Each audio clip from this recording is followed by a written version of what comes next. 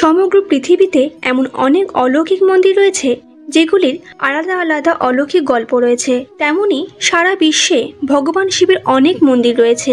আর এই সকল মন্দিরের মধ্যে এমন এক মন্দির যেখানে ভগবান শিবের পুজোর আগে রাক্ষসপতি রাবণের পুজো করা হয়। কিন্তু কেন?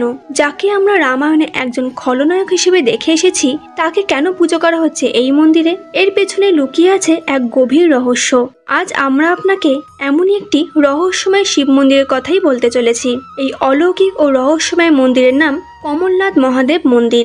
ভগবান শিবের বহু প্রাচীন এই মন্দিরটি রাজস্থানের উদয়পুর হ্রদ শহর থেকে প্রায় ৮০ কিলোমিটার দূরে ঝাড়ল তহসিলের আওয়ারগড় পাহাড়ে অবস্থিত। এই স্থানের সবচেয়ে বড় বৈশিষ্ট্য হলো এখানে শিবের আগে রাবণের পুজো করা হয়। কারণ বিশ্বাস করা হয় যে শিবের আগে রাবণের পুজো না হলে সমস্ত পূজা অর্চনাই বৃথা হয়ে যায়। পুরাণে কথিত আছে এই কমলনাথ মহাদেব মন্দিরের কাহিনী। একবার লঙ্কাপতি রাবণ ভগবান শিবকে প্রসন্ন করতে কৈলাস পর্বতে পৌঁছে মহাদেবের তপস্যা শুরু করেন। ভক্তের কঠোর তপস্যায় খুশি হয়ে শিব রাবণকে বর চাইতে বললেন। তখন রাবণ ভগবান শিবকে বললেন যে, হে প্রভু, আপনি আমার সঙ্গে লঙ্কায় চলুন এবং চিরকালের মতো সেখানে অধিষ্ঠান করুন। ভোলানাথ শিবলিঙ্গ রূপে রাবণের সঙ্গে যেতে রাজি হলেন, কিন্তু ভক্তকে দিলেন একটি শিবলিঙ্গ এবং শর্ত দিলেন এই শিবলিঙ্গটি যেখানে রাখবে আমি সেখানে অনন্তকালের জন্য সেই স্থানেই অধিষ্ঠান করব।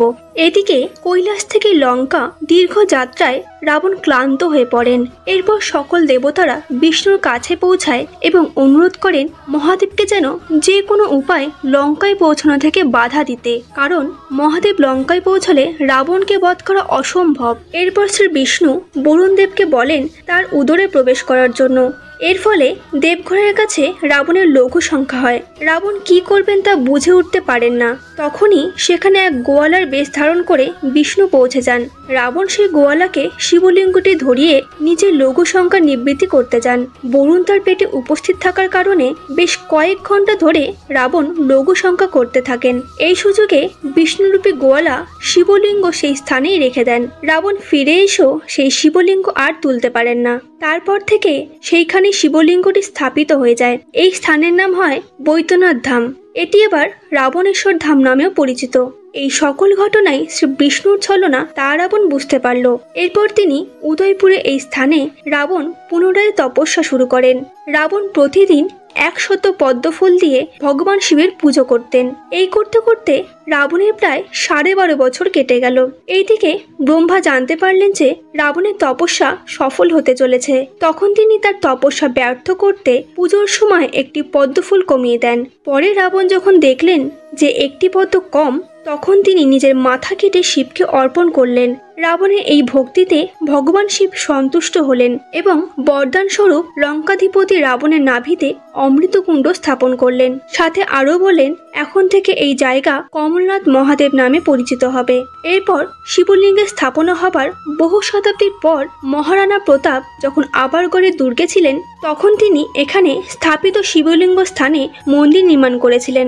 মন্দিরের গর্ভগৃহে শিবলিঙ্গের পাশে স্থাপিত রাবণের মূর্তিও রয়েছে, যা প্রমাণ দেয় রাবণ আসলেই এই স্থানে 12 বছর তপস্যা করেছিলেন। শুধু যে এই স্থানেই রাবণের পুজো করা হয় তা নয়, সারা ভারত জুড়ে আরো অনেক মন্দির আছে যেখানে রাবণের পুজো করা হয়, যেটি আমরা পরবর্তী ভিডিওতে তুলে ধরব। কেমন লাগলো আমাদের আজকের আয়োজন?